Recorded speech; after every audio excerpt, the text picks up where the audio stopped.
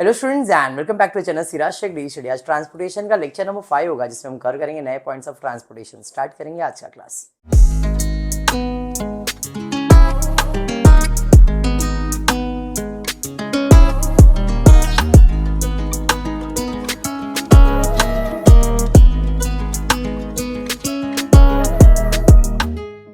The previous class Modi method हमने start किया था। मोदी मेथड मतलब यूवी मेथड। यूवी मेथड में सबसे पहला यू और वी का वैल्यू फाइंड करना है, बट उसके पहले आपको चेक करना है कि number of rose, number of columns -1 करके जितना आंसर आ रहा है उतना असाइन किया है या नहीं किया है। क्लियर? चलिए देखते क्वेश्चन क्या दिया। ये आपके टेक्स्ट बुक का पास्ट पेपर के ही सम्स है। Following is an intermediate table in the solution of transportation problem. आप देख सकते हो, आपको असाइन करके ऑलरेडी सब दिया है। कितने रो है इसके अंदर? 1 2 3। कितने कॉलम्स है? 1 2 3 एंड 4। बराबर। तो सबसे पहले हम लोग क्या चेक करने वाले हैं? हम पहला चेक करेंगे rim condition, that is m + n - 1। Number of row, number of column -1 करेंगे। 4 + 3 -1 मतलब 6 असाइन होने चाहिए। 1 2 3 4 5 6। रिम कंडीशन सेटिस्फाइड है, इसका मतलब हम अब यूवी मेथड कर सकते हैं। तो चेक यूवी मेथड। देखो क्वेश्चन में यही पूछा है। The numbers which are in the circle indicate numbers of the unit transport from plant to the distribution center. If the solution is not optimal, find the optimum solution. और फिर 2-3 questions पूछे गए। ये आपके लिए आज के लिए नया चीज होगा। ऑप्टिमैलिटी चेक करने के लिए सबसे पहले अपने को क्या फाइंड करना पड़ेगा? यू और वी। उसके अंदर दो चीज होता है। सबसे पहला यू और वी कैसे फाइंड करोगे? तो U and V are the component of the cost of an occupied cells, मतलब एलोकेटेड सेल्स। जहां पे भी आपने एलोकेशन दिया है उससे हम यू और वी का वैल्यू फाइंड करेंगे। फिर हम फाइंड करेंगे डेल्टा, और डेल्टा किससे फाइंड होता है? Where there is no allocation. सारे आंसर्स अगर नेगेटिव आ गए, इफ इसका आंसर नेगेटिव आता है, then the solution is optimal. The solution is optimal if there is negative opportunity cost, यानी कि डेल्टा। अगर डेल्टा का आंसर नेगेटिव आया तो आंसर राइट है, नहीं तो फिर आगे प्रोसेस कंटिन्यू करना पड़ेगा लूपिंग करके। लूपिंग में कितने टाइप की लूपिंग है? 2। एक है 4 लूपिंग और एक है 6 लूपिंग। ठीक है, चलिए स्टार्ट करते हैं। टेबल ऑलरेडी दिया हुआ है, u1 u2 u3 v1 v2 v3 v4। पहला हमेशा 0 रहेगा। चलिए, अब ये 0 है, ये 0 है, ये असाइंड है ना? असाइंड ये 0 है। फॉर्मूला टू फाइंड uv का फॉर्मूला क्या है? To find the value cost is equal to u + v। और कॉस्ट मतलब ये कॉस्ट है, ये 0 है। 0 में कितना प्लस करेंगे तो 7 आएगा। 7 है ना? बराबर ना? कि करके बताऊं? पक्का समझा है? पिछले लेक्चर में मैंने बताया था, चाहिए तो वापस एक बार देख लो। पहले मैन्युअली सॉल्व करता हूँ, फिर पीपीटी के थ्रू सॉल्व करके दिखाता हूँ। तो इधर 7 आया, इधर और कुछ असाइन है क्या? नहीं। अब ये मालूम है ये असाइन है, तो ये असाइन है तो ये मिल जाएगा। कैसे? u + v is equals to cost. Cost कितना है? 9। v कितना है? प्लस u मालूम है क्या? नहीं। अरे समझा? देखो u is equals to 9 - 7, u is equals to, समझा? अब ये मालूम है ये 7 है तो ये मिल जाएगा ना? कैसे? सेम कंसेप्ट से, u + v is equals to cost. u कितना है? 2। v मालूम है क्या? नहीं। कॉस्ट कितना है? 7। ये है ना कॉस्ट, बराबर। तो v is equals to 7 minus, बराबर, क्योंकि +2 इधर आएगा तो माइनस होगा ना, तो v इज इक्वल्स टू 5 होगा। तो यहाँ पे v का वैल्यू कितना आएगा? 5। समझा? अब ये मालूम है इससे ये मिल गया, ये मालूम है इससे ये भी मिल गया, ये मालूम है और ये भी असाइंड है, तो ये भी तो मिल जाएगा ना? समझा? Same concept, u + v is equals to cost. Cost कितना है? u कितना है? u इज 2 ना? 2 + v मालूम है क्या? नहीं। Therefore v is equals to 13 - 2, v is equals to 11। यहाँ पे v का वैल्यू आ जाएगा 11। अब खाली ये बच गया है। अब ये बचा है तो ये फाइंड करने के लिए ये असाइन, बट ये भी नहीं मालूम है, ये भी नहीं मालूम है, तो आपको कहीं ना कहीं ये या तो ये कोई एक फाइंड करना पड़ेगा। अब देखो मुझे ये मालूम है 11, ये असाइंड है, तो ये मिल जाएगा ना। ये कंसेप्ट आपको समझ गया तो आपका यूवी फटफट होएगा। पहले मैंने 7 फाइंड किया था असाइन से, फिर ये 7 से 9 पे गया और इधर का वैल्यू क्या निकाला 2। 2 मालूम है, 7 मालूम है, तो इधर क्या आएगा 5। 2 मालूम है, 13 मालूम है, इधर क्या आएगा 11। 11 मालूम है, 9 है, ये कितना रहेगा बोलो 2 -2। कैसे, समझा ना। u plus v is equals to cost, बराबर है। v मालूम है 11, कॉस्ट मालूम है 9, u मालूम है क्या नहीं। therefore u is equals to 9 minus 11 and u is equals to -2। समझा। तो यहाँ पे u का आंसर कितना आएगा -2। सारे u v मिल गए। सबसे पहला कॉस्ट फाइंड करो, अब डेल्टा फाइंड करो। और डेल्टा और क्या बाकी है, अच्छा v3 बाकी है। ये -2 है, ये 5 है, तो ये कितना आएगा 7 प्लस। नहीं समझा तो भाई फॉर्मूला तो है अपने पास। अब यू आर कंफ्यूज तो फॉर्मूला हेल्प करेगा। u plus V is equals to cost, -2 plus v is equals to 5, v is equals to 5 minus इधर आएगा तो प्लस, सॉरी +2 हो जाएगा, v इज इक्वल्स टू 7। यहाँ पे 7 आ जाए, समझ में आ गया।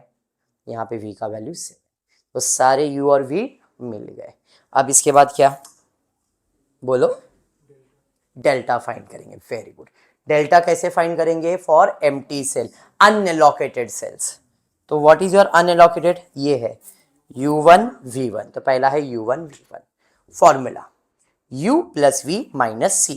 व्हाट इज u का वैल्यू, v का वैल्यू 0 + 5 माइनस कॉस्ट कितना है 0 + 5 5 5 - 9 करेंगे तो कितना आएगा -4।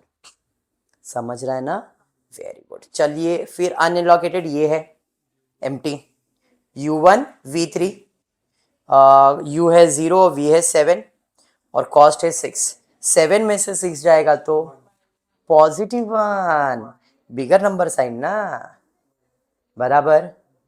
अनएलोकेटेड इधर है u1 v4, u1 v4, यहाँ पे v4 आएगा, ठीक है। 0 + 11 -11 0। समझा। मैं क्लियर करूंगा तुम्हारा डाउट, मेरे को समझ गया क्या डाउट है, ये सबको आता है डाउट। क्लियर है यहाँ तक, आगे बढ़ते। उसके बाद यहाँ पे आते u2 v1 -2 + 5 -2 + 5 तो कितना आएगा 3।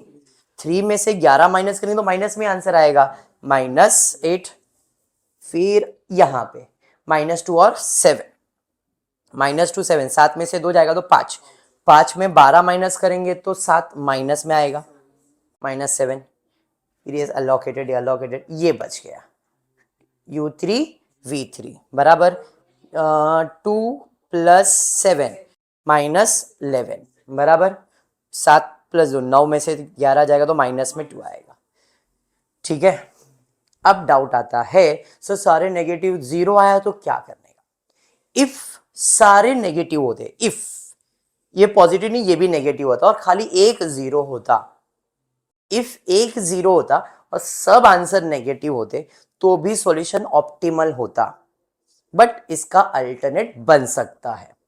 If you get 0 and all the answers were negative, ऐसे सिचुएशन में we can say this solution has an alternate solution. This is optimal, ये आंसर राइट भी है, लेकिन इसका एक सॉल्यूशन बन सकता है इफ आप बनाना चाहो तो।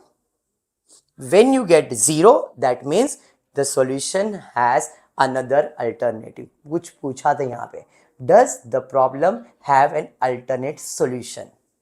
अगर मेरे सारे आंसर्स नेगेटिव होते और एक खाली 0 होता तो मेरे लिए आंसर ऑप्टिमल ही था, बट इसका अल्टरनेट बन सकता है। क्लियर। बट अभी के लिए सारे नेगेटिव नहीं है, 0 भी और पॉजिटिव भी है, तो 0 कंसीडर नहीं होगा क्योंकि एक पॉजिटिव आ गया है। समझा? When you get positive, that means this is not optimal solution. It has another solution and it will start from this point. और ये कौन सा पॉइंट है? U1 V3. ध्यान से डायग्राम हमको कहां से चालू करना है? पॉइंट ऑफ लूपिंग क्या है? पॉइंट ऑफ लूपिंग क्या है? U1, where is U1 V3? ये U1 है, ये मेरा पॉइंट ऑफ स्टार्टिंग है. यहां से लूपिंग बनाने का मुझे. अब लूपिंग का मतलब आप कोई भी डायरेक्शन में स्टार्ट कर सकते हो. कहां जाने का मन कर रहा है बोलो. आप जिधर बोल रहे हो उधर घुमा के आऊंगा मैं. ये बाजू जाने का है, चलो. कहां तक जाओ? यहां तक आऊं क्या? एक ही लाइन लू मैं, एक ही लू. आपने कहा हम यहां तक आ गए. अब कहां जाने का मन है? क्योंकि सर्कल है, घूम सकते हो. You can take a turn. नीचे आना है. एक या दो? एक लो तो मैं इधर अटक जाऊंगा. वाई? बिकॉज अब यहां पे टर्न तो नहीं है, तो सीधा ही जाना पड़ेगा. यहां पे आ गया. अब कहां जाने का मन है? आप इधर भी जा सकते हो, इधर क्यों, टर्न ले ही सकते हो आप.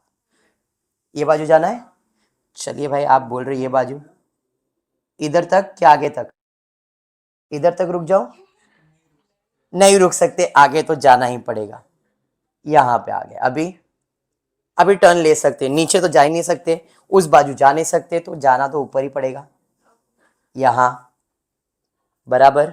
यहां से टर्न ले सकता हूं मैं, उधर नहीं तो टर्न इधर भी, या तो सीधा भी जा सकता हूं. सीधा जाऊं. अगर मैं सीधा गया गाड़ी रुक जाएगी क्योंकि टर्न नहीं मिलेगा. यहां पे असाइन नहीं है, तो उससे अच्छा है सर टर्न ले लो. अब यहां पे आया मैं, तो मैं आगे भी जा सकता हूं, बट मैं आगे ही नहीं जाऊंगा. मैं आऊंगा इधर एंड कर सकता हूं. हाँ, तो दिस इज 6 लूपिंग. समझ में आया लूपिंग? 1 2 3 4 5 6 हो गए ना 6 लूपिंग. इसको कहते हैं 6 लूपिंग. अब ऐसा चालू किया, अब ऐसा भी चालू करोगे तो भी बनेगा वही. चलो, रिचा ने वो बाजू बोला, अब मैं ये बाजू घूम के देखता हूं. ये मेरा स्टार्टिंग पॉइंट था, बराबर है. मैं यहां से चालू करता हूं नीचे आने का, क्योंकि मैं इधर जाऊंगा तो फंस जाऊंगा, तो मैं नीचे आया. अब मैं इधर भी जा सकता हूं, इधर भी. अगर मैं इधर गया तो कोई रास्ता नहीं है, बट यहां जाने से मुझे रास्ता मिल रहा है, बराबर. ऊपर भी जा सकता हूं, इधर भी. ऊपर जाऊंगा तो फंस जाऊंगा. यहां आऊंगा, यहां से कोई रास्ता नहीं है, तो भाई यहीं पे आ रहा हूं. यहां से मुझे इधर भी आने का मिलेगा, बट यहां टर्न ले सकता हूं, बट देन स्टक हो जाऊंगा. यहां से ऊपर आया, तो आप कोई भी डायरेक्शन में चालू करो, डायग्राम का शेप वही रहेगा. ठीक है, पक्का? चलिए फिर स्टार्ट करता हूं लूपिंग. लूपिंग चालू होगा यहां से. हम आ गए नीचे. आप उधर भी जा सकते हो, इधर भी. इधर से हमने टर्न लिया इस बाजू, इधर से हम नीचे आए, पूरा यहाँ पे गए, ऊपर लिया, ज्वाइन कर दिया. 1 2 3 4 5 जिस डायरेक्शन में लिया था मैंने लूप, उस डायरेक्शन में लिया. प्लस माइनस साइन भी सेम रहेगा. जो स्टार्ट रहता है वो हमेशा प्लस रहेगा. आप इधर जाओगे तो वो माइनस होगा, इधर आओगे तो भी माइनस होगा.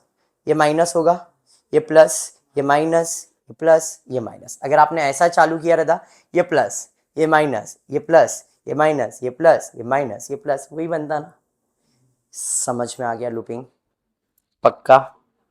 अब ये लूप बनने के बाद माइनस साइन में हमेशा आपको असाइंड वैल्यूज मिलेगा.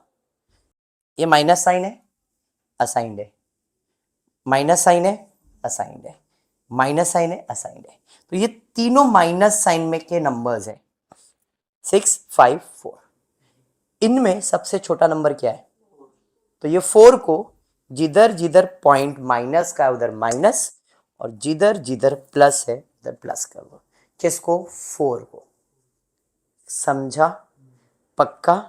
इसका मतलब ये 4 - 4 ये 0 हो जाएगा, तो ये तो लूप कैंसिल हो गया.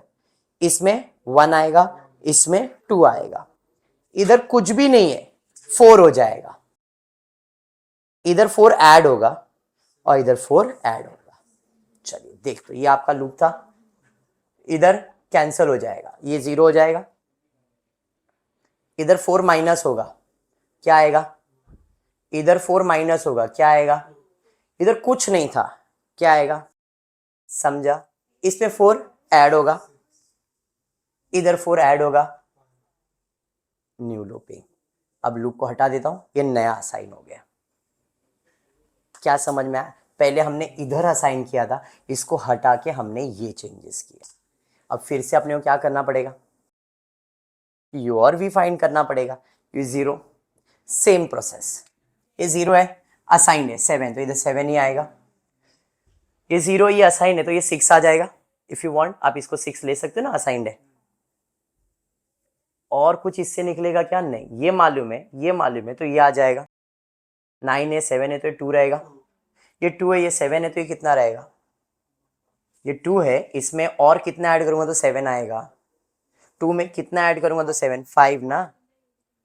अरे बराबर, ये 2 है और कुछ भी नहीं मिल सकता इधर, बराबर। ये 6 है, ये 5 है, तो ये आ सकता है -1।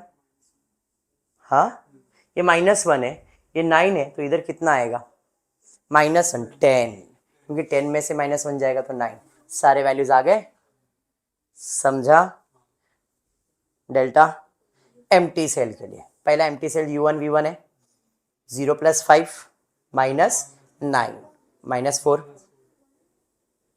ये एम्प्टी सेल है, 0 + 10 बराबर माइनस, समझा? फिर यहाँ पे u2 v1 बराबर है -1 + 5 -11, -1 + 5 -11, 4 में से 11 जाएगा तो नेगेटिव आएगा। माइनस, सॉरी, इधर +1 लिखा बट इधर -1 आएगा, -1 और ये हो गया ना अपना, नहीं, -1 और 7 हो गया क्या? u2 यहाँ पे ना अपन, एक मिनट, गड़बड़ लिखा है शायद,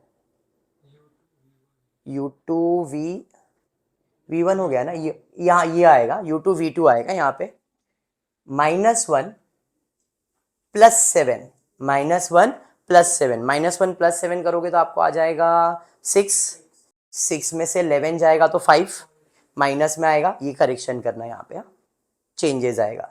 यहाँ पे -1 है, ये 7 है, 7 में से 1 जाएगा तो 6, -6, 12, मतलब 6 ही आएगा। ये आंसर राइट है, यहाँ पे नंबर्स रॉन्ग लिख दिए गए।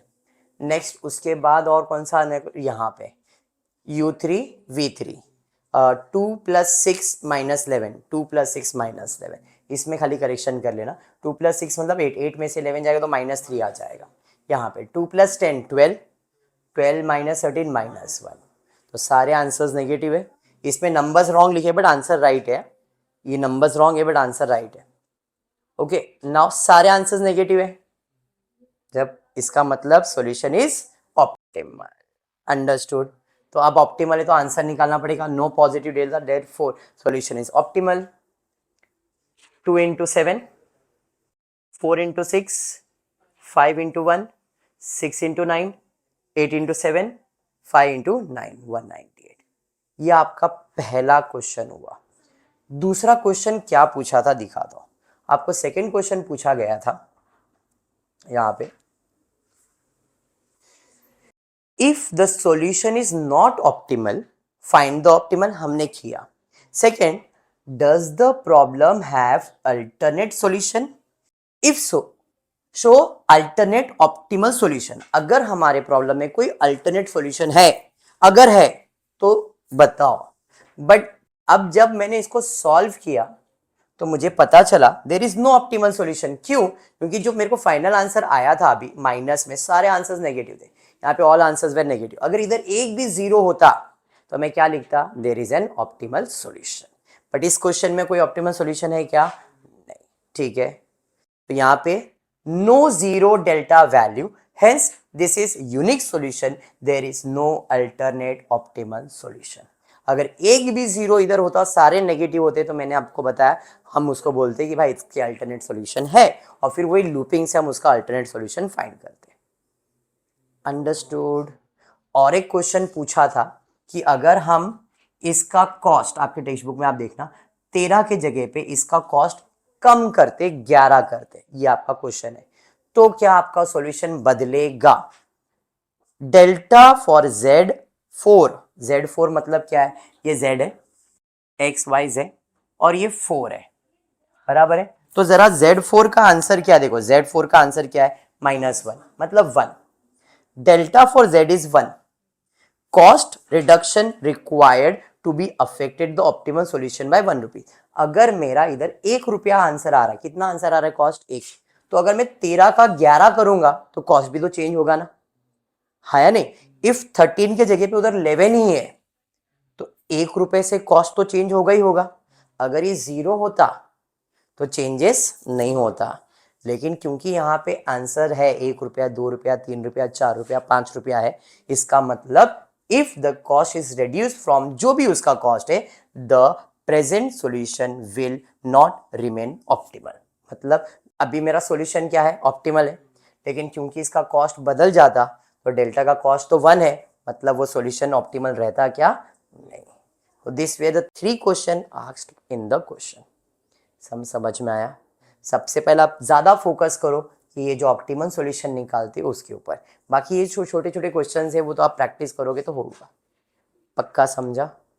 हाँ पक्का। तो मैंने आज पिछले लेक्चर में 4 लूपिंग लिया है, आज 6 लूपिंग लिया है। अब इसके बाद जो रीम कंडीशन है m+n-1 जो आंसर आता था, अगर वो नहीं होता है तो क्या करने का वो देखेंगे, और फिर क्वेश्चन के अंदर एक डमी लूपिंग भी बनाएंगे। ये 2 लेक्चर्स होगा तो फिर टॉपिक वाइंड अप करूंगा। समझ में आया? मतलब there will be 2 more lectures जिसके अंदर एक विदाउट रिम कंडीशन देखेंगे और एक डमी लूपिंग देखेंगे। ये 2 हो गया तो आपका ट्रांसपोर्टेशन कंप्लीट हो जाएगा। सबसे पहला नॉर्थ वेस्ट कॉर्नर रूल लिया, एलसीएम लिया, वैम लिया, फिर मोदी मेथड के 2 सम्स लिए जिसमें 4 लूपिंग और 6 लूपिंग हुआ। एक और सम लूंगा जिसके अंदर में नॉन डिजेंसी मतलब रिम कंडीशन सेटिस्फाई नहीं होता है, और एक जिसमें हमको डमी ऐड करना पड़ेगा लूपिंग बनाने के लिए। ठीक है पक्का? And then we'll wind up with this topic. Okay चलो आज इतना ही करते हो। फुली वीडियो पसंद आए तो प्लीज वीडियो को लाइक कर देना, फ्रेंड्स ग्रुप में शेयर करना, चैनल को सब्सक्राइब करना। Thank you for watching the video.